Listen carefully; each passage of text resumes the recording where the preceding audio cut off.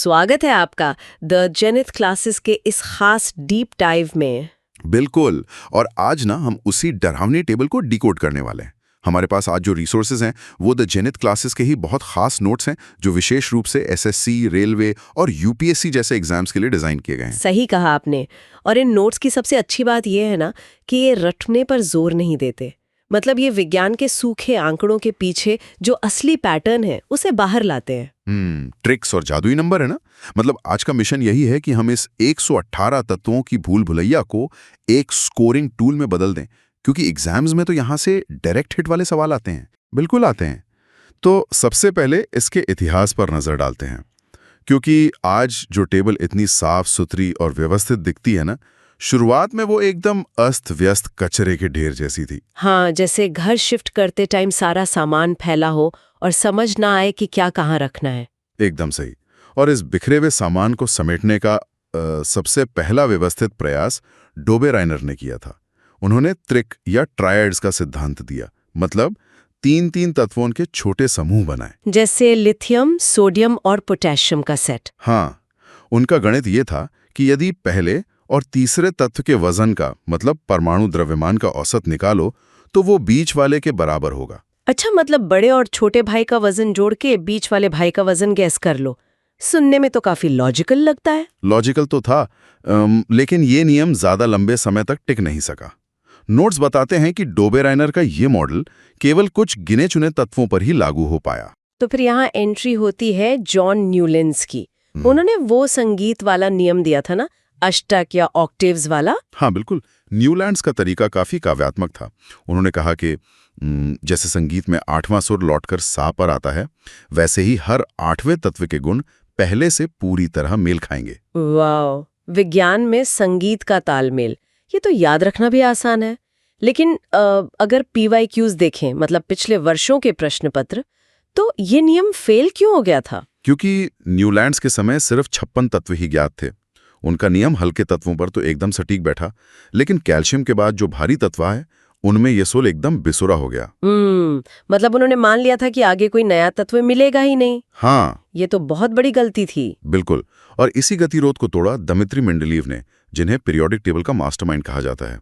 उन्होंने भी तत्वों को परमाणु भर के हिसाब से ही रखा, लेकिन उनका तरीका बहुत दूरदर्शी था। अरे हाँ, नोट्स में लिखा है कि मेंडलीव ने भविष्य के तत्वों के लिए खाली जगह छोड़ दी थी।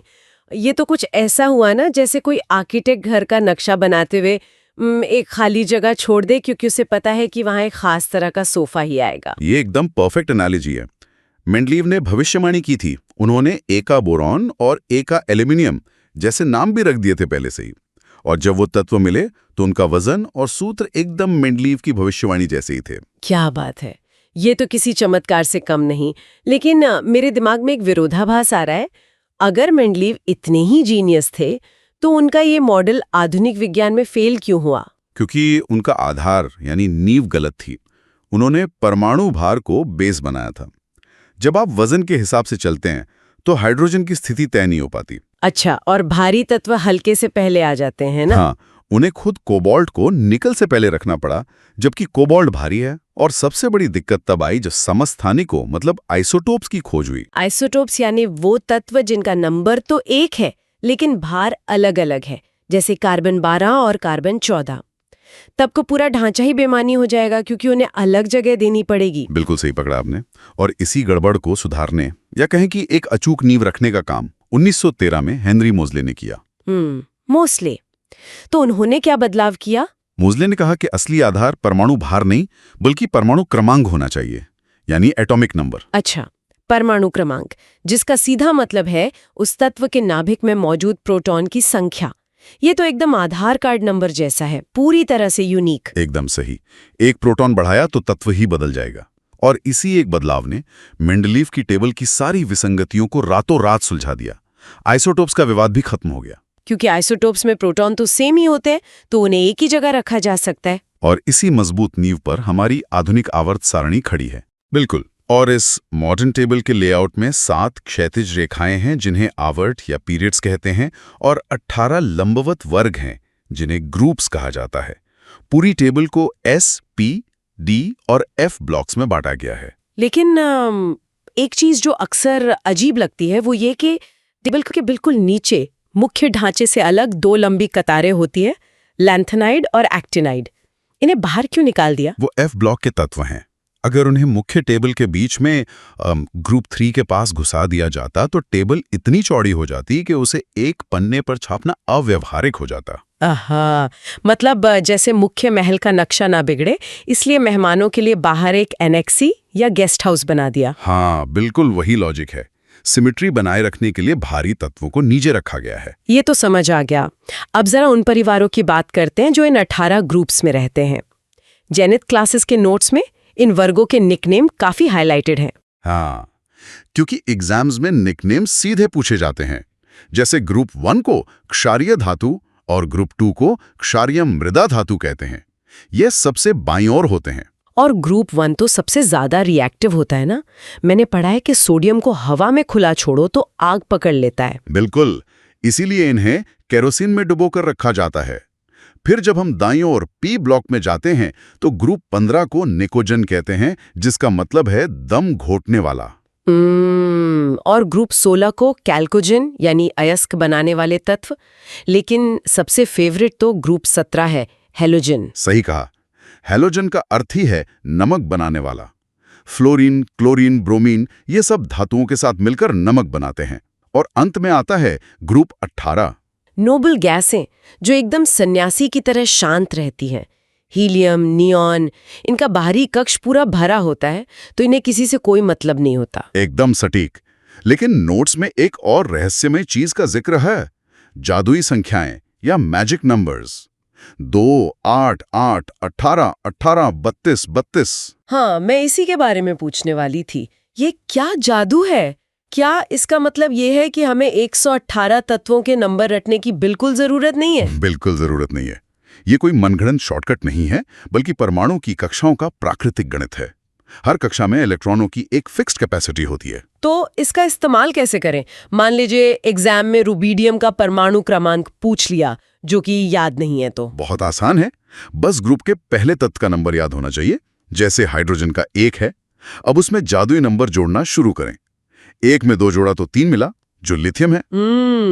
फिर 3 में 8 जोड़ा तो 11 यानी सोडियम, 11 में फिर 8 जोड़ा तो 19 पोटेशियम, और 19 में 18 जोड़ा तो 37। वाओ! और ये 37 ही रुबिडियम का नंबर है।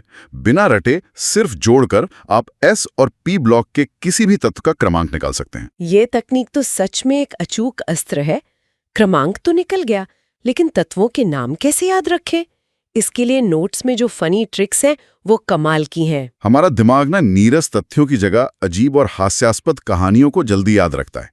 जैसे एस ब्लॉक के ग्रुप 1 के लिए ट्रिक है हलीना की रब से फरियाद। हाँ, हलीना की रब से फरियाद। हाँ, एक बार सुनने पर ही छप गया। और ग्रुप 2 के लिए बेटा मांगे कार स्कूटर बाप राजी, ये तो हर घर की कहानी लग रही है। बिल्कुल। और पी ब्लॉक की ओर बढ़ें तो ग्रुप 13 के लिए है बैंगन आलू गाजर इन थैला। ग्रुप 14 के लिए कहे शिवजी सुनो प्रभु। और ग्रुप 15 की ट्रिक तो एकदम फिल्मी है, नाना पाटेकर ऐश्वर्या सब बिंदास।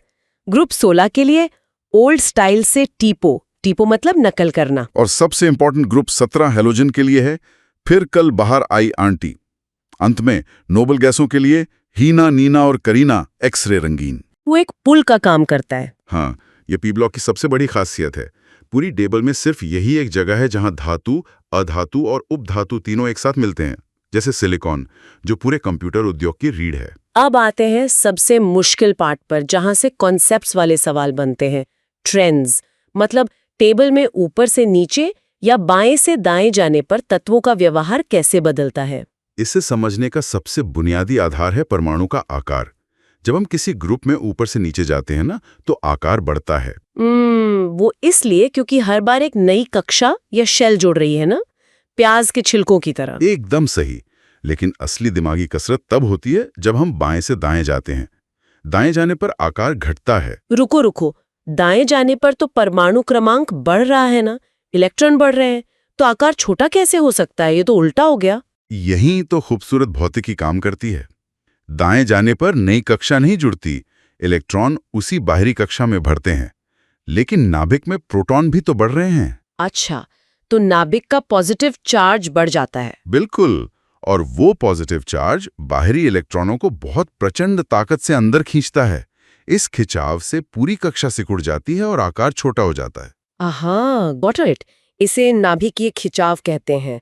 और धात्विक गुण भी इसी आकार से तय होते हैं ना? धातु वो है जो अपना इलेक्ट्रॉन छोड़ दे। हाँ, जो परमाणु बड़ा होगा, बाईं ओर वाला, उसके बाहरी इलेक्ट्रॉन नाभिक से दूर होंगे। पकड़ कमजोर होगी तो वो आसानी से आजाद हो जाएंगे। इसलिए अच्छी धातुएं बाएं तरफ होती है। लेकिन इलेक्ट्रोनेगेटिविटी का क्या? मतलब इलेक्ट्रॉन को अपनी ओर खींचकर नेगेटिव चार्ज बनाने की क्षमता, वो तो इसके एकदम उल्टा काम करती है। बिल्कुल, नीचे से ऊपर और बाएं से दाएं जाने पर इलेक्ट्रोनेगेटिविटी बढ़ती है। इसका सीधा सा मतलब है कि परमाणु जितना छोटा होगा, उसकी खींचने की ताकत उतनी ही ज्यादा होगी। तो ये एक चुंबक की तरह है। बिल्कुल। लेकिन एक डाउट है, अगर आकार छोटा है तो ताकत ज्यादा कैसे हो सकती है? क्योंकि सारा खेल दूरी का है। आकर्षण बल हमेशा दूरी के व्युत्क्रमानुपाती होता है। अगर परमाणु छोटा है तो उसका नाभिक बाहरी दुनिया के एकदम करीब होता है। अच्छा, मतलब चुंबक लोहे के जितना पास होगा उतनी भयानक जोर से खींचेगा। इसी सिद्धांत के कारण फ्लोरीन पूरी पीरियोडिक टेबल का बॉस है ना? एकदम सही। नोबल गैसों को छोड़ दें तो फ्लोरीन सबसे छोटा और सबसे दाईं ओर बैठा है, इसलिए वो पूरी टेबल का सबसे अधिक इलेक्ट्रोनेगेटिव तत्व है। एग्जाम्स में ये तो अनगिनत बार पूछा गया है। फ्लोरीन इतना आक्रामक है कि वो ऑक्सीजन जैसे ताकतवर तत्व से भी इलेक्ट्रॉन छीन लेता है। बिल्कुल, और इन छिपे हुए नियमों को समझना ही असली विज्ञान है। आज हमने देखा कि कैसे मेंडलीव का मॉडल परमाणु भार के कारण लड़खड़ा गया और मोज़ले ने परमाणु क्रमांक से उसे स्थायी कर दिया। और वो 7 आवर्त, 18 वर्ग, जादुई नंबर, फनी ट्रिक्स और आकार वर्सेस इलेक्ट्रोनेगेटिविटी का उल्टा संबंध, सब कुछ एकदम क्रिस्टल क्लियर हो गया। लेकिन जनित क्लासेस के नोट्स एक सलाह भी देते हैं। सफलता का कोई शॉर्टकट नहीं है। इन फनी लाइंस और नंबरों को जब तक रफ कॉपी में लिखकर रोज 10 मिनट रिवाइज नहीं करेंगे, एग्जाम हॉल में याद नहीं आएंगे। सही बात है। स्मार्ट वर्क तभी काम आता है जब उसमें निरंतरता हो।